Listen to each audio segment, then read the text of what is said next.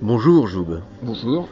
De la communication de Quai des Bulles au comité d'organisation, en passant par BDMax, est-ce que tu fais partie de Quai des Bulles où le festival et l'association font partie de toi?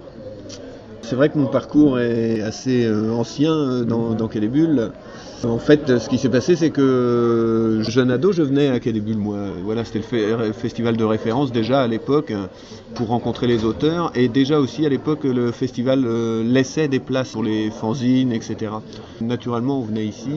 Voilà, en devenant professionnel et tout ça, j'ai eu envie, moi, de redonner un peu l'énergie que m'avait donné le festival et du coup de participer à la grande organisation et un peu sur les mêmes principes. Donc faire plaisir aux amateurs et puis donner la possibilité à ceux qui voulaient entrer dans le métier d'avoir des rencontres privilégiées, comme les rencontres pro amateurs, ou voilà, des formats qui permettaient de rencontrer les éditeurs, les auteurs et éventuellement de faire carrière.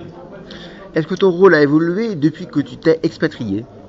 Un petit peu. Je garde, donc je suis parti en Guyane là depuis 3 ans maintenant. Je reste avec Florian à la communication. On travaille sur l'affiche, tous les supports de communication, etc.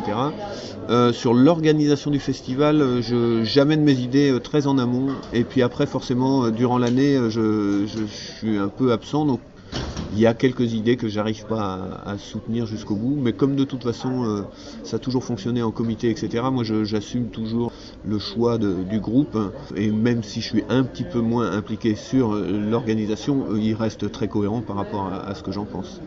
J'ai vu aussi que tu étais préposé au café à Quai des Bulles et là j'attends toujours. Oui, c'est mon côté, j'ai pas envie de me la jouer, donc... Mais il y a ça aussi, hein, je veux dire, ce matin encore, juste avant l'ouverture, j'étais en train de découper des lettres pour coller sur les cloisons, etc. On est multitâche, c'est 1000 détails un festival. Depuis quelques années, la remise des prix est faite par les auteurs. Pourquoi cette idée? Alors là, je vais balancer carrément, parce que ça vient de Zanzim, qui trouvait nos remises de prix assez moyennes. Ça lui plaisait pas, le format lui plaisait pas.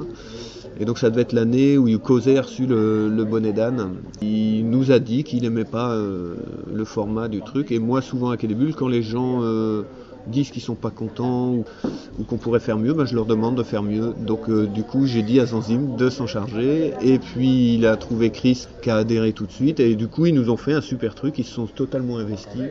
On le fait tous les 3 ans pour que ça tourne un petit peu. Et puis voilà, pour qu'il y ait un renouveau, etc. Mais ils se prêtent au jeu. Les scénaristes, ils ont un ego très fort. Donc ils aiment bien faire mieux que le précédent. Donc cette année, ça va être Olivier Jouvray et Marion Montaigne. Donc on va voir un petit peu ce que ça donne. J'ai aucune idée. Je vois ça demain avec eux. Du coup, c'est un format qu'on trouve super bien et qui a l'air de plaire. Comment choisissez-vous l'idiot? Je sais pas, on y pense un peu avant. Olivier, ça fait au moins 2 ans qu'on avait pensé à lui, donc on lui a proposé l'idée, il est venu, il a regardé. Ce qu'il faut aussi qu'il s'en sente capable, il faut à la fois écrire un texte intéressant, mais il faut aussi monter sur scène. C'est une création de théâtre ou un spectacle, un one-man show, je sais pas. On essaye de déterminer la personne qui nous semble en adéquation avec ça, puis après on lui propose, et puis voilà. Est-ce qu'il y a des lignes directrices ou alors ils ont... Carte blanche. On leur donne juste 3 prix ou 4 prix maintenant dont ils doivent parler et après ils font absolument ce qu'ils veulent. Quelles sont les conditions pour être sélectionnés? Je pense qu'ils courent pas les rues, ceux qui veulent se mettre en scène. Il faut nous demander, on en parle. Nous, de toute façon, on est preneurs de toutes les énergies qui viennent. Donc s'il y a des gens qui ont des envies, etc., ça se fait aussi de rebond en rebond. Je pense qu'ils en discutent entre eux sur d'autres festivals, etc. Donc s'il y en a qui veulent, faut pas qu'ils hésitent à venir nous voir. Comment ressens-tu ton rôle de Monsieur Loyal? Si tu en as la prestance, l'uniforme laisse à désirer.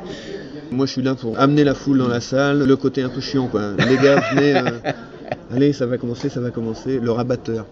Je n'ai rien à présenter, je demande le silence et puis je les lance à peine. Enfin, je descends plutôt de la scène et je les laisse faire. C'est vraiment un rôle de rabatteur, là, pour le coup. Te verra-t-on un jour avec Nicobi sur les planches, justement? Non. Moi, je suis incapable de... Rien que de demander à la salle de se préparer à écouter le spectacle, ça me coûte déjà beaucoup. Non, moi, Nicobi, je sais pas, mais moi, je suis incapable de ça.